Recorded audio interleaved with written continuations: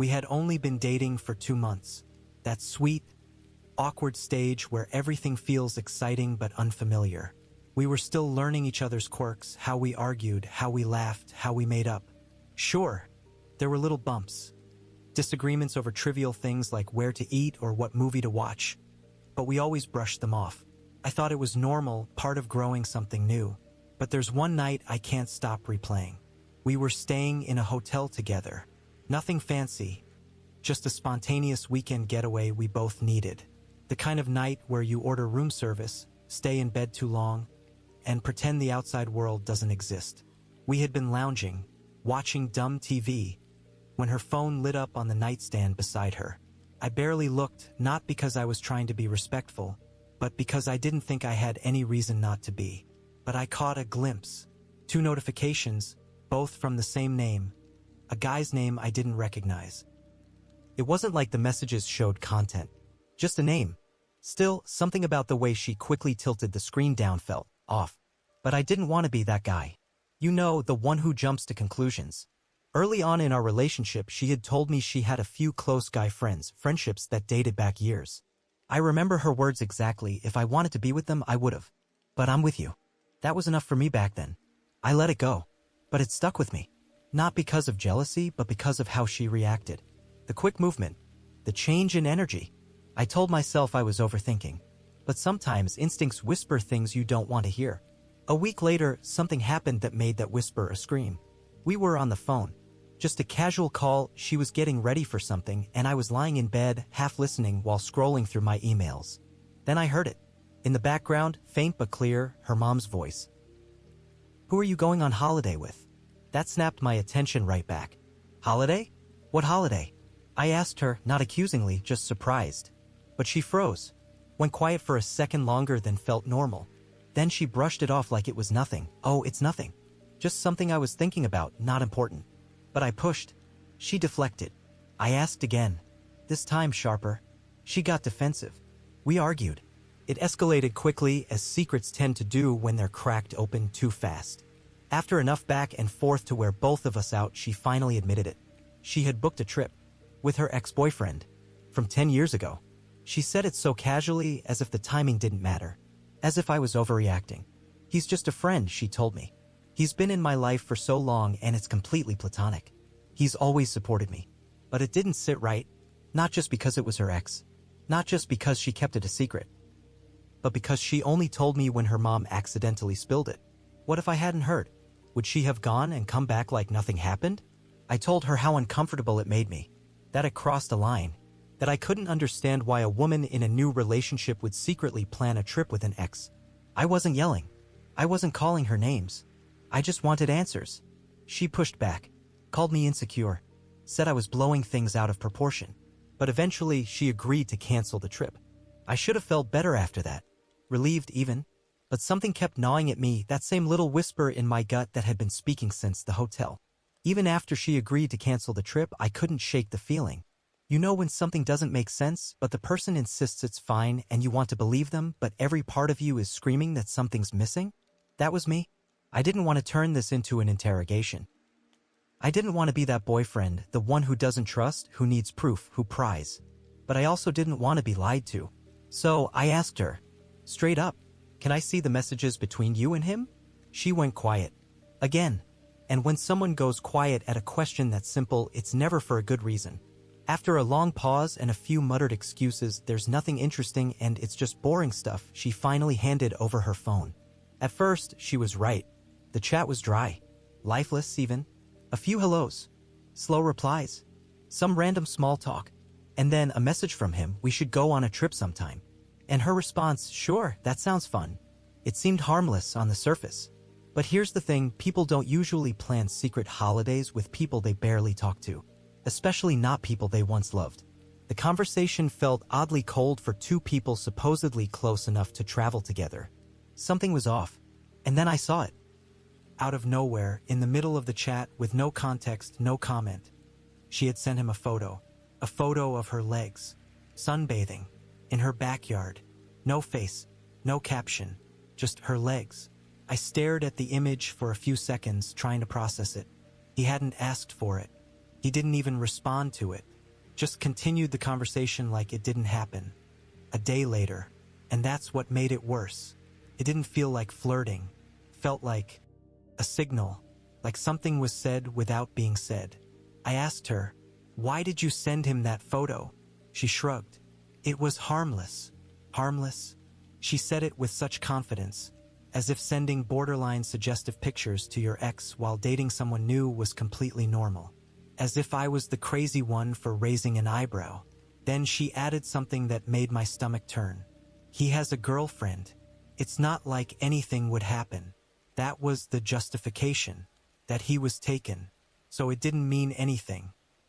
But something wasn't adding up.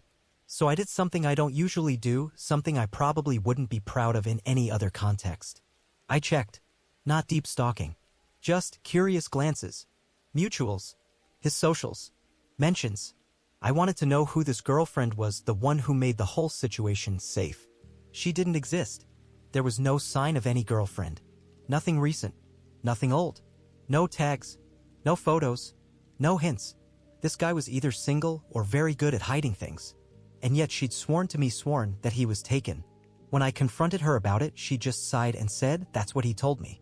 She didn't sound convinced herself. I could feel the walls closing in. It wasn't just the photo.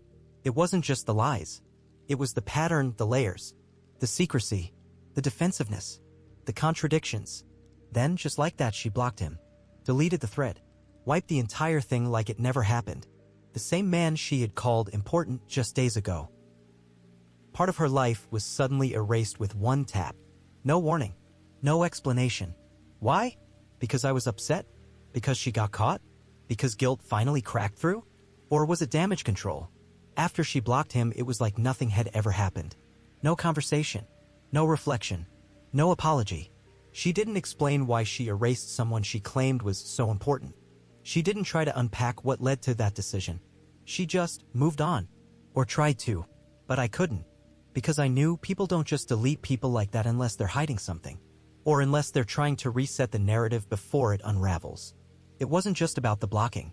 It was about everything she didn't say. I kept turning over every interaction in my head, analyzing it from every angle.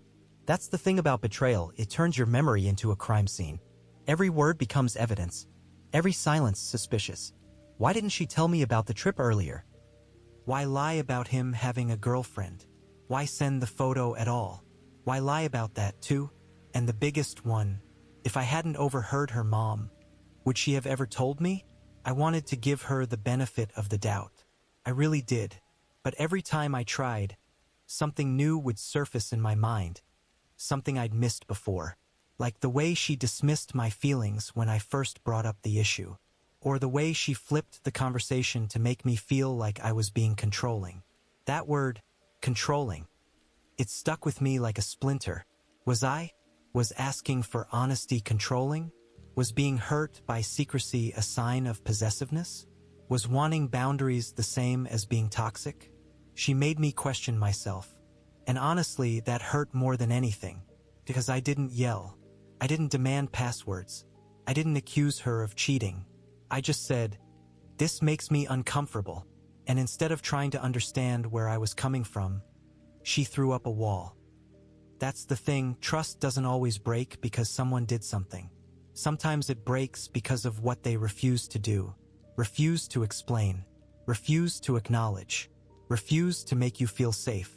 The fact that she could go behind my back and plan a trip with her ex, and then act like I was overreacting, that crushed me.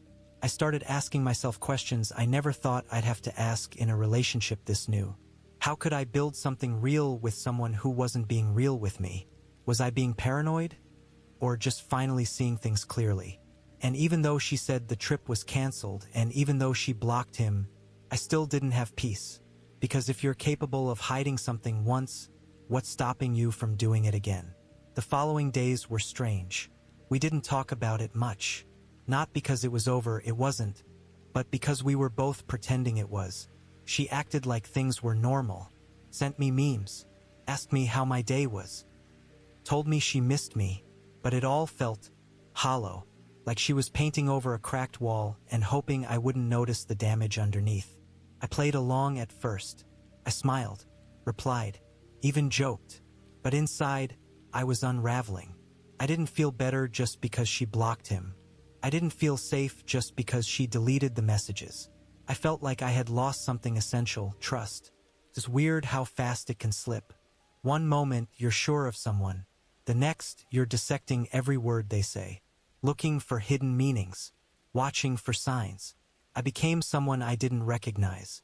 I started hesitating before I texted her, wondering if I was being too sensitive or too demanding. I'd stare at her Instagram stories, wondering if there was a subtext I was missing. I hated it, and yet couldn't stop. She noticed something had shifted. She asked, "Are we okay?" And I wanted to say yes, but I couldn't lie, so I told her the truth. "I'm trying, but I'm still hurt. And I don't know if I trust you." She looked at me like I'd insulted her, like I had betrayed her. "You're still holding this over me?" she asked. I thought we moved past it, but we hadn't. She had. I hadn't. And that's when I realized something brutal.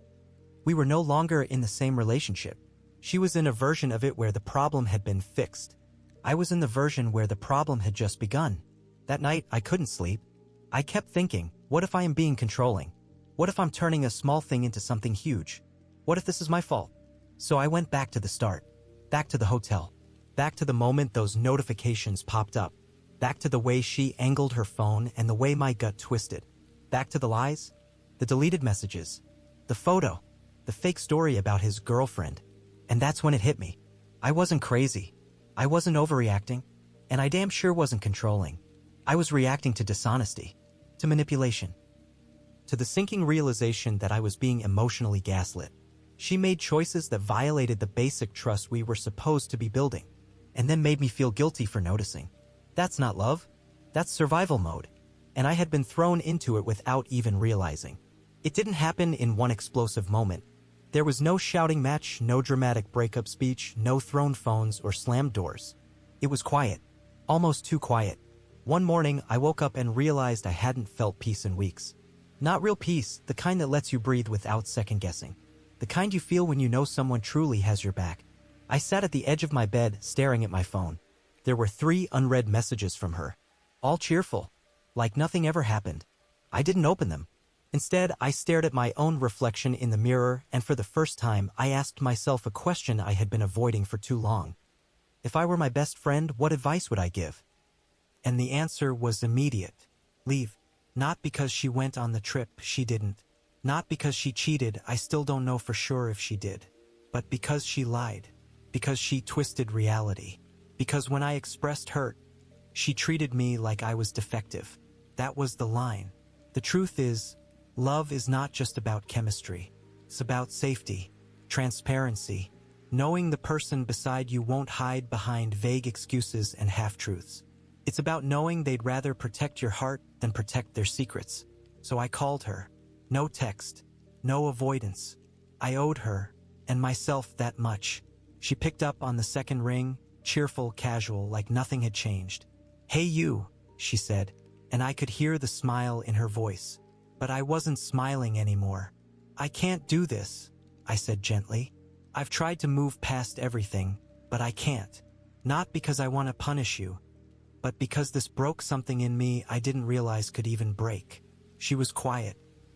Then came the anger, the guilt-tripping, the "I already apologized," the "you're just insecure," the "it wasn't that serious." And finally, I blocked him. What more do you want? But by then I knew. I wanted honesty before blocking. I wanted respect before erasing evidence. I wanted a partner, not a PR manager cleaning up a scandal. I ended the call, blocked her number, and for the first time in weeks I felt something close to clarity. Not joy, not relief, but stillness. Because sometimes, peace doesn't come wrapped in a happy ending. Sometimes it looks like walking away from someone you thought might be the one. Sometimes it means choosing yourself, even if it breaks your own heart a little. So, was I the asshole for not trusting her? No, I was just the one who finally decided to stop tolerating what didn't feel right. And that's not controlling. That's survival.